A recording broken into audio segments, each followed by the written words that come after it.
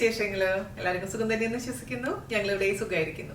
നിങ്ങളെല്ലാവരും സേഫ് ആണെന്ന് വിശ്വസിക്കുന്നു. അപ്പോൾ ഞാൻ വന്നിരിക്കുന്നത് തട്ടിൽ കൂട്ടുദോശയും ഗാർലിക് ചട്നിയുമായിട്ടാണ്. ഒരുപാട് പേര് എൻ്റെ അടുത്ത് റിക്വസ്റ്റ് ചെയ്തിട്ടുണ്ടായിരുന്നു കുറെ നാളുകളായിട്ട്. തട്ടിൽ കൂട്ടുദോശയും ഗാർലിക് ചട്നി എന്നൊക്കെ പറയുമ്പോൾ ആദ്യം മനസ്സിലോട്ട് ഓടിയെത്തുന്നത് എന്താ, സോൾട്ട് ആൻഡ് പെപ്പർ സിനിമ അല്ലെ. അപ്പോൾ ആ സിനിമ നമ്മൾ ഒരുപാട് പ്രാവശ്യം കണ്ടിട്ടുണ്ട്. അതിലത്തെ ആ ചട്നിയും ആ ദോശയൊക്കെ കണ്ടിട്ട് കൊതി കൂറിയിട്ടുണ്ട് എനിക്കൊക്കെ. അപ്പോൾ അതിന്റെ റെസിപ്പി എനിക്ക് അത്ര കറക്റ്റ് ആയിട്ട് അറിയണ്ടായിരുന്നില്ല. ഞാൻ ഇന്റർനെറ്റിലൊക്കെ സെർച്ച് ചെയ്തപ്പോൾ ഒരുപാട് റെസിപ്പീസ് കണ്ടിരുന്നു, ഞാൻ ട്രൈ ചെയ്ത് നോക്കിയിട്ടുണ്ടായിരുന്നു. പക്ഷെ ഇങ്ങനെ വാവുന്ന് തോന്നുന്ന റെസിപ്പി ഒന്നും എനിക്ക് ഇതേവരെ കിട്ടിയിട്ടുണ്ടായിരുന്നില്ല. അപ്പോഴാണ് എനിക്ക് ഈ റെസിപ്പി കിട്ടിയത്. അപ്പോൾ അടിപൊളിയാണ്, നിങ്ങൾ എല്ലാവരും തയ്യാറാക്കി നോക്കുക. അതിനുശേഷം ഫീഡ്ബാക്ക് തരാൻ മറക്കരുത്. കഴിഞ്ഞ ദിവസം ഞാൻ അച്ചാറിട്ടുണ്ടായിരുന്നു, മീൻ അച്ചാറ്. ഒരുപാട് പേര് മെസ്സേജ് അയച്ചു മീൻ കിട്ടാനില്ല എന്നൊക്കെ പറഞ്ഞിട്ട്. സോറി കേട്ടോ, എനിക്കിവിടെ മീൻ കിട്ടിയപ്പോൾ ഇട്ടതാണ്. പിന്നെ നിങ്ങൾക്ക് മീൻ കിട്ടുമ്പോൾ തയ്യാറാക്കി നോക്കിയാൽ മതി. ഈ വീഡിയോ കണ്ടിട്ട് നിങ്ങൾക്ക് ഇഷ്ടപ്പെട്ടിട്ടുണ്ടെങ്കിൽ മറ്റുള്ളവരോട്ടൊന്ന് ഷെയർ ചെയ്യുക, നമ്മളെന്ന് സപ്പോർട്ട് ചെയ്യുക. അതുപോലെ തന്നെ നമ്മൾ റെസിപ്പീസ് 3 ദിവസമാണ് ആഴ്ചയിൽ അപ്ലോഡ് ചെയ്യുന്നത്. അതായത് ഞായർ, ചൊവ്വ, വ്യാഴം 3 ദിവസങ്ങളാണ് കേട്ടോ. അപ്പൊ കാണാൻ മറക്കരുത്.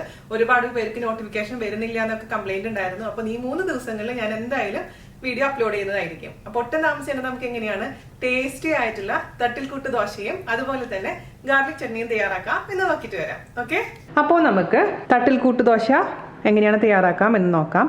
അതിനുവേണ്ടി ഞാനിവിടെ ആദ്യം എടുത്തു വെച്ചിരിക്കുന്നത് 1 ഗ്ലാസ് ഉണക്കലരി, അതുപോലെ തന്നെ 1 ഗ്ലാസ് പച്ചരി വൈറ്റ് റൈസ്, പിന്നെ 1/2 ഗ്ലാസ് ഉഴുന്ന്, അതുപോലെ തന്നെ കുറച്ച് ഉലുവ.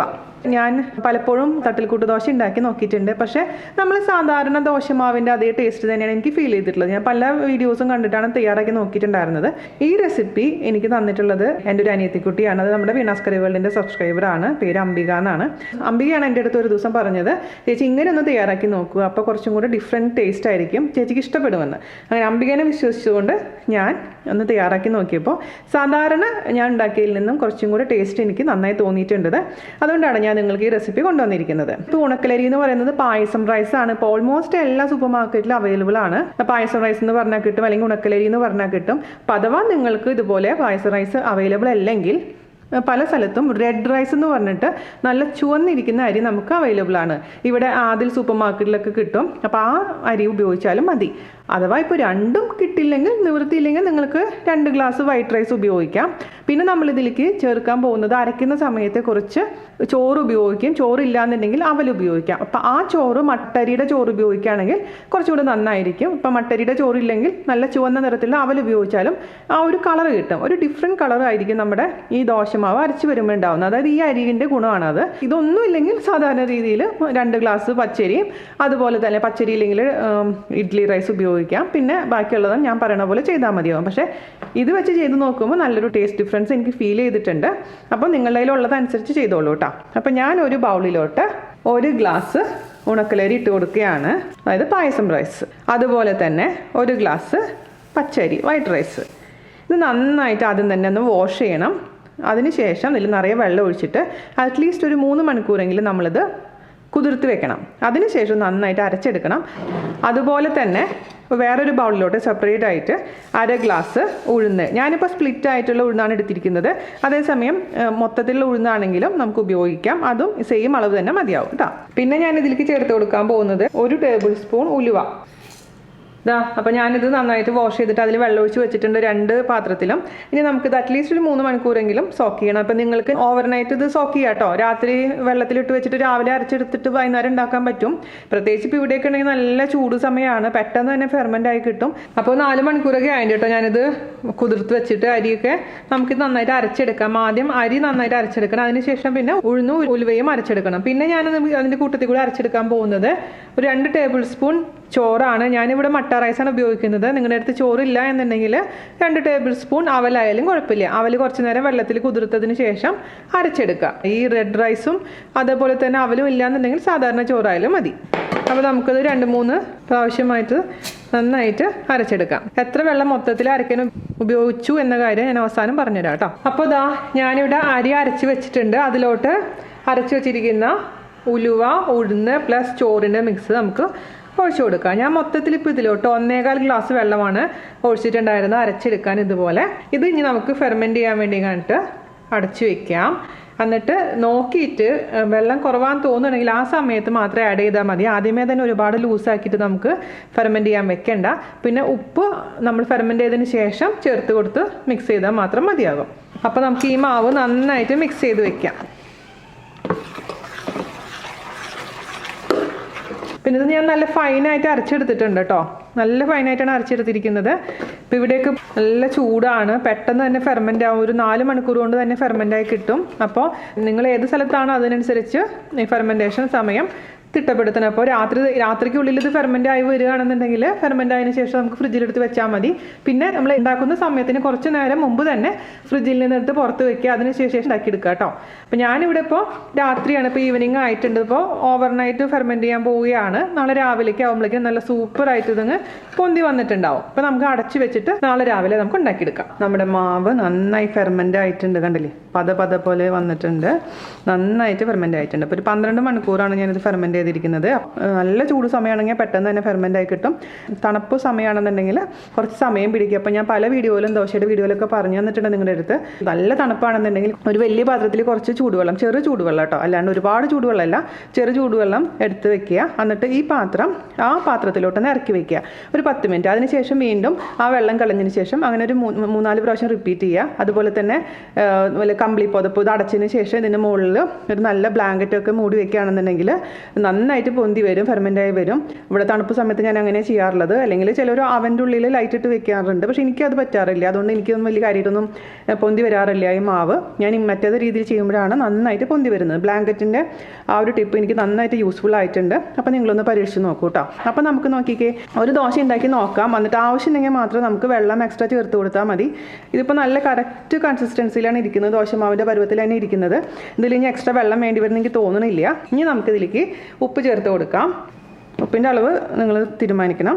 ഞാനിപ്പോൾ ഒരു ടീസ്പൂണോളം ഉപ്പ് ചേർത്ത് കൊടുത്തിട്ടുണ്ട്. മിക്സ് ചെയ്ത് കൊടുക്കുക. ചിലരെന്താ ചെയ്യാന്ന് വെച്ച് കഴിഞ്ഞാൽ ആവശ്യമുള്ള മാവിൽ മാത്രം ഉപ്പ് ചേർക്കുള്ളൂ. ഞാനിപ്പോൾ ഇന്ന് തന്നെ ഈ മാവ് ഫിനിഷ് ചെയ്യും. അതുകൊണ്ട് ഞാൻ മൊത്തത്തിൽ ഉപ്പ് ചേർത്ത് കൊടുത്തിട്ടുണ്ട്. ഉപ്പില്ലെങ്കിലും ദോശയ്ക്ക് ടേസ്റ്റ് ഉണ്ടാവില്ല. അപ്പോൾ മിക്സ് ചെയ്ത് കൊടുക്കുക. കല്ലുപ്പാണെങ്കിൽ നിങ്ങൾ ഇടുമ്പോൾ എപ്പോഴും ശ്രദ്ധിക്കണം, കാരണം കല്ലുപ്പ് കുറച്ച് ഇടാനേ പാടുള്ളൂ. അപ്പോൾ മിക്സ് ചെയ്ത് കൊടുത്തിട്ടുണ്ട്. ഞാനിതിൻ്റെ ഉപ്പൊന്ന് നോക്കട്ടെ, കുറച്ചും കൂടെ വേണം. ഓക്കെ, ഇനി നമുക്ക് ദോശ റെഡിയാവുന്നതിനേക്കാൾ മുൻപായിട്ട് നമുക്കിതിനുള്ള ഗാർലിക് ചട്നി റെഡിയാക്കാം. ഇപ്പോൾ ഗാർലിക് ചട്നി ഉണ്ടാക്കാൻ വേണ്ടിയിട്ട് ഞാനിവിടെ ഒരു തേങ്ങയാണ് എടുത്തിരിക്കുന്നത്. ഒരു തേങ്ങ ഞാൻ ഫ്രീസറിൽ നിന്ന് എടുത്ത് അതിൻ്റെ തണുപ്പൊക്കെ മാറ്റി വെച്ചിട്ടുണ്ട്.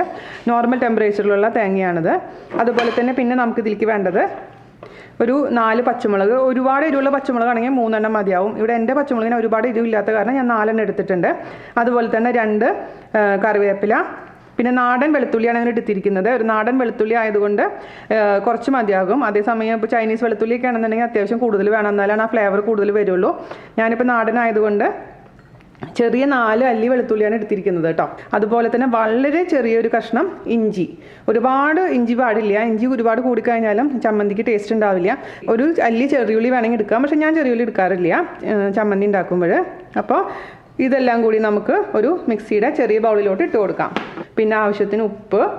അപ്പോൾ ഞാനിതിലേക്ക് ഒരു 1/4 ഗ്ലാസ് വെള്ളം ചേർത്തിട്ടുണ്ട്. നന്നായിട്ട് ഞാനിത് അടിച്ചിട്ട് കൊണ്ടുവരാം. ഇതാ ഞാനിവിടെ ചട്നി അരച്ച് കൊണ്ടുവന്നിട്ടുണ്ട്.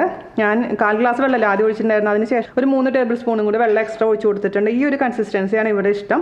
ഒരുപാട് വെള്ളമല്ല, ഒരുപാട് തിക്കുമില്ലാത്തൊരു കൺസിസ്റ്റൻസി. അപ്പോൾ ഞാനിതിൻ്റെ ടേസ്റ്റ് നോക്കിയപ്പോൾ എല്ലാം പെർഫെക്റ്റ് ആയിട്ടുണ്ട്. നല്ല എരിവുണ്ട്. 4 പച്ചമുളക് ഇട്ടപ്പോൾ നല്ല രസമുണ്ട്. കാരണം നല്ല ചൊടി വേണം ഈ ചമ്മന്തിക്ക്. ഈ നല്ല എരിവുണ്ടെങ്കിലാണ് ടേസ്റ്റ് ഉണ്ടാവുള്ളൂ. അതുപോലെ തന്നെ ആ വെളുത്തുള്ളിയുടെ വാസനയും എല്ലാം കൂടി ആകുമ്പോൾ സൂപ്പർ ആയിട്ടുണ്ട്. അതുപോലെ തന്നെ ഇപ്പോൾ ചിലവർ ഇത് താളിക്കില്ല, അതായത് കടുകും മറ്റൽമുളകും കറിവേപ്പിലും ചേർക്കില്ല. സോൾട്ട് ആൻഡ് പേപ്പർ മൂവി ഇന്നലെ ഇരുന്ന് കണ്ടു കേട്ടോ. ഈ തട്ടിൽ കൂട്ട് ദോശയുടെ സീൻസ് മാത്രമേ ഇരുന്ന് കണ്ടു. അപ്പോൾ നമ്മുടെ ശിവദമേനോൻ്റെ ക്യാരക്ടർ ഇങ്ങനെ ഓർക്കുന്നുണ്ടല്ലോ, അമ്മ ഉണ്ടാക്കി തരുന്ന ആ ചട്നീനെ പറ്റി. അപ്പോൾ അതിൽ താളിക്കുന്നുണ്ട്. അപ്പോൾ ഞാനും താളിക്കാമെന്ന് വിചാരിച്ചു. എനിക്കും പേഴ്സണലി താളിക്കുന്ന ചട്നിയാണ് ഇഷ്ടം. അപ്പോഴാണ് ഇതിൻ്റെയൊക്കെ ഒരു പച്ച ചുവ മാറുള്ളൂ. പക്ഷേ അതേസമയം നിങ്ങൾക്ക് താളിക്കണ്ടെന്നുണ്ടെങ്കിൽ ഈ കടുകൊന്നും താളിക്കാതിരിക്കുക കേട്ടോ. അപ്പോൾ നമുക്കതിന് വേണ്ടിയിട്ട് ഒരു സോസ് പാൻ അടുപ്പത്ത് വെക്കുക. നമുക്കതിലോട്ട് വെളിച്ചെണ്ണ ഒഴിച്ച് കൊടുക്കാം. 3 ടേബിൾ സ്പൂൺ വെളിച്ചെണ്ണ ഒഴിച്ച് കൊടുത്തിട്ടുണ്ട്. നമ്മുടെ എണ്ണ ചൂടായിട്ടുണ്ട്. അതിലോട്ട് 2 വറ്റൽമുളക് മുറിച്ചത് ചേർത്ത് കൊടുക്കുക. അതുപോലെ തന്നെ ഒരു 1/2 ടീസ്പൂൺ കടുക് ചേർത്ത് കൊടുക്കാം. കടുക് പൊട്ടി വരുന്ന സമയത്ത് നമുക്ക് ഒരു തണ്ട് കറിവേപ്പില ചേർത്ത് കൊടുക്കാം. അത് നമ്മുടെ ചമ്മന്തിയിലോട്ട് ഒഴിച്ചു കൊടുക്കാം. നമ്മുടെ ഗാർലിക് ചട്നി റെഡി ആയിട്ടുണ്ട്. ഇത് നമുക്ക് മാറ്റി വയ്ക്കാം. ഇനി നമുക്ക് ദോശ ഉണ്ടാക്കാൻ തുടങ്ങാം. പാൻ ചൂടാക്കാൻ വെച്ചിട്ടുണ്ട്. നമുക്ക് അതിലേക്ക് കുറച്ച് വെളിച്ചെണ്ണ ഒന്ന് തടവി കൊടുക്കാം. വെളിച്ചെണ്ണ തടവണമെന്ന് നിർബന്ധമൊന്നുമില്ല, നോൺ സ്റ്റിക്ക് ആയതുകൊണ്ട്. എന്നാൽ പോലും ആ വെളിച്ചെണ്ണയുടെ ഒരു വാസന ഒരു പ്രത്യേക ടേസ്റ്റ് കൊടുക്കും നമ്മുടെ ദോശയ്ക്ക്. അതുകൊണ്ട് ലൈറ്റായിട്ട് വെളിച്ചെണ്ണ ഒന്ന് തടവി കൊടുക്കാം കേട്ടോ. പിന്നെ ദോശ ഉണ്ടാക്കിയിട്ട് വെളിച്ചെണ്ണ അതിൽ ഒഴിക്കണമെന്ന് നിർബന്ധമില്ല. ഞാൻ വെളിച്ചെണ്ണ ഒഴിക്കുന്നില്ല, ആദ്യം തടവി കൊടുക്കണം മാത്രമേ ഉള്ളൂ. അപ്പോൾ നമ്മുടെ ദോശത്തവ ചൂടായിട്ടുണ്ട്. ഈ ദോശത്തവയുടെ ചൂട് എപ്പോഴും ശ്രദ്ധിക്കേണ്ട ഒരു കാര്യം എന്താണെന്ന് വെച്ച് കഴിഞ്ഞാൽ ഓവർ ചൂടല്ല, അതായത് ഹൈ ഫ്ലെയിമിലല്ല ഇടേണ്ടത്, മീഡിയത്തിനേക്കാളും കുറച്ചും കൂടി കൂടിയ ഫ്ലെയിമിലിട്ടിട്ട് ദോശത്തവ അത്യാവശ്യം ഒന്ന് ചൂടാവണം. അതിനുശേഷം കുറച്ച് മാവ് ഒഴിച്ച് ഒന്ന് പരത്തി കൊടുക്കുക ചെറുതായിട്ട്. എന്നിട്ട് അതിൽ ഹോൾസ് വരാൻ തുടങ്ങും. കുത്ത് വരാൻ തുടങ്ങുന്ന സമയത്ത് ഇതിൻ്റെ ഫ്ലെയിം ലോ ഫ്ലെയിമിലോട്ട് മാറ്റുക. അതിനുശേഷം വേവിച്ചെടുക്കുക. ഒരുപാട് തിന്നാക്കിയിട്ടല്ല, ചെറുതായിട്ടാണ് നമ്മൾ ഉണ്ടാക്കിയെടുക്കുന്നത്. കുറച്ച് മാത്രം ഒഴിച്ചാൽ മതി. ജസ്റ്റ് ഒന്ന് പരത്തി കൊടുക്കുക, അത്ര മാത്രം മതി. കുട്ടി ദോശ ഉണ്ടാക്കുന്നത് അതിന് കുട്ടി ദോശ എന്ന് പറയുന്നത്. അപ്പോൾ ഇങ്ങനെ ഹോൾസ് ഇങ്ങനെ കുനുകുനായിട്ട് വരും. അപ്പോൾ ഹോൾസ് വന്നിട്ടില്ലെങ്കിൽ ഒന്നില്ലെങ്കിൽ അതിൻ്റെ അർത്ഥം എന്താണെന്ന് വെച്ചാൽ നിങ്ങളുടെ മാവ് ഭയങ്കര തിക്കാണ്. അപ്പോൾ കുറച്ച് വെള്ളം ഒഴിച്ചിട്ടൊന്ന് ലൂസാക്കുക, അല്ലെങ്കിൽ നിങ്ങളുടെ തവയുടെ ചൂട് കുറവായിരിക്കും. അപ്പോൾ ചൂടുള്ള തവയിലേക്ക് ഒഴിക്കുക. അതിന് ശേഷം നമുക്ക് ഈ ഹോൾസ് വന്നതിന് ശേഷം ഈ ചൂട് ഒന്ന് കുറയ്ക്കുക കേട്ടോ. പിന്നെ നിങ്ങൾക്കിത് ഇങ്ങനെ തന്നെ കുക്ക് ചെയ്തെടുക്കാം, അല്ലെങ്കിൽ തിരിച്ചിട്ടിട്ട് കുക്ക് ചെയ്യാം. അപ്പോൾ ഞാൻ 2 തരത്തിൽ ഉണ്ടാക്കി നോക്കിയിട്ടുണ്ട്. എനിക്ക് കുറച്ചും കൂടെ ഇഷ്ടപ്പെട്ടത് തിരിച്ചിടാണ്ട് ഉണ്ടാക്കുന്ന ദോശയാണ്. തിരിച്ചിടുന്നില്ല എന്നുണ്ടെങ്കിൽ ജസ്റ്റ് ഒന്ന് അടച്ച് വെച്ചോളൂ. അപ്പോൾ മേലത്തെ ഭാഗം കറക്റ്റായിട്ട് കുക്ക് ആയിക്കോളും. അല്ലെങ്കിൽ തിരിച്ചിട്ടാൽ മതിയാകും കേട്ടോ, അടച്ച് വെക്കേണ്ട എന്നുണ്ടെങ്കിൽ. നമ്മുടെ ദോശ റെഡി ആയിട്ടുണ്ട്. ആദ്യം ഒരു ദോശ ഉണ്ടാക്കി നോക്കി ടേസ്റ്റ് ചെയ്ത് നോക്കുക. ഉപ്പ് കുറവാണെങ്കിൽ ഉപ്പ് എക്സ്ട്രാ ചേർത്ത് കൊടുക്കാൻ മറക്കരുത്. ഇതുപോലെ തന്നെ നമുക്ക് ഉണ്ടാക്കിയെടുക്കാം. അപ്പോൾ ഞാനൊരു പ്ലേറ്റിലോട്ട് മാറ്റുകയാണ്. ഇപ്പോൾ രണ്ടാമത്തെ ദോശ ഉണ്ടാക്കുന്നതിനേക്കാളും മുൻപായിട്ട് ഇതൊന്ന് വീണ്ടും കുറച്ച് വെളിച്ചെണ്ണ വെച്ചൊന്ന് തടവി കൊടുക്കുക.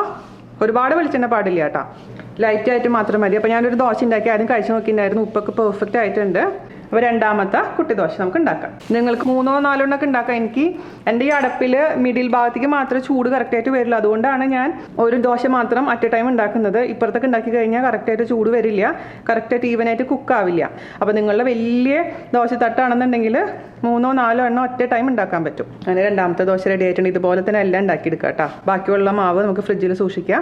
പിന്നെ ഉണ്ടാക്കുന്ന സമയത്ത് കുറച്ച് മുന്നേ തന്നെ മാവ് പുറത്ത് വെക്കണം. ഇതിൻ്റെ തണുപ്പ് നന്നായിട്ടുള്ള തണുപ്പ് മാറിയതിന് ശേഷം ഇതേപോലെ ഉണ്ടാക്കിയെടുക്കുക. തട്ടുകടയിൽ എടുത്തിരിക്കുന്ന ഒരു ഫീലാണ് ഇപ്പോൾ. അപ്പോൾ വീണ്ടും ഇതേപോലെ തന്നെ ഉണ്ടാക്കിയെടുക്കുക കേട്ടോ. ഓക്കെ. അപ്പോൾ ഈ ദോശയുടെ ബാക്ക് സൈഡ് കണ്ട നല്ല ഗോൾഡൻ കളറായിട്ടുണ്ട്, കരിഞ്ഞിട്ടില്ല. അതേസമയം ഈ ഫ്രണ്ട് സൈഡ് നല്ല തൂവെള്ളയാണ്. അടിപൊളിയാണ് കേട്ടോ അത്.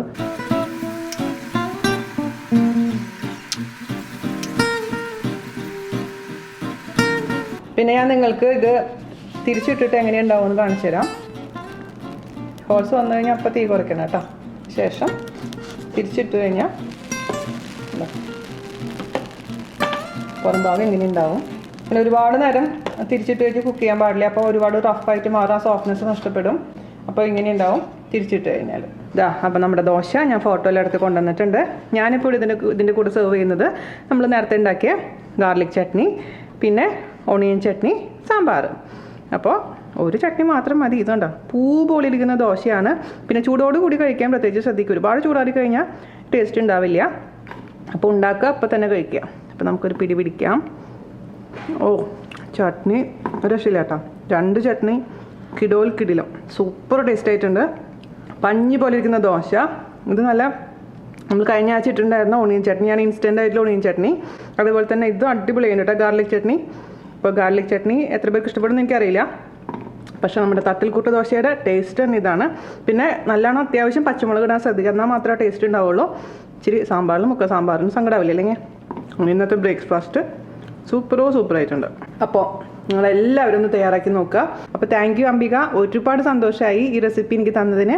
അപ്പോൾ ഇനിയും ഇതുപോലുള്ള നല്ല റെസിപ്പികൾ നിങ്ങളുടെ കയ്യിലുണ്ടെങ്കിൽ എനിക്ക് ഷെയർ ചെയ്യുക. ഞാൻ ഉണ്ടാക്കി ഇഷ്ടപ്പെടുകയാണെന്നെങ്കിൽ തീർച്ചയായിട്ടും നമ്മുടെ ചാനലിൽ അപ്ലോഡ് ചെയ്യുന്നതായിരിക്കും. അപ്പോൾ നിങ്ങൾ ഉണ്ടാക്കിയതിന് ശേഷം ഫീഡ്ബാക്ക് തരാൻ മറക്കരുത്. അതുപോലെ തന്നെ മറ്റുള്ളവരോട്ടൊന്ന് ഷെയർ ചെയ്യുക, നമ്മളൊന്ന് സപ്പോർട്ട് ചെയ്യുക. അപ്പോൾ ഇന്ന് ഞാൻ ഇതിൻ്റെ ബിഹൈൻഡ് ദ സീനിൽ ഇടാൻ പോകുന്നത് നമ്മളൊരു കൊച്ചു മിടിക്ക് ബ്രെഡ് പോപ്സ് ഉണ്ടാക്കുന്ന വീഡിയോ ആണ്.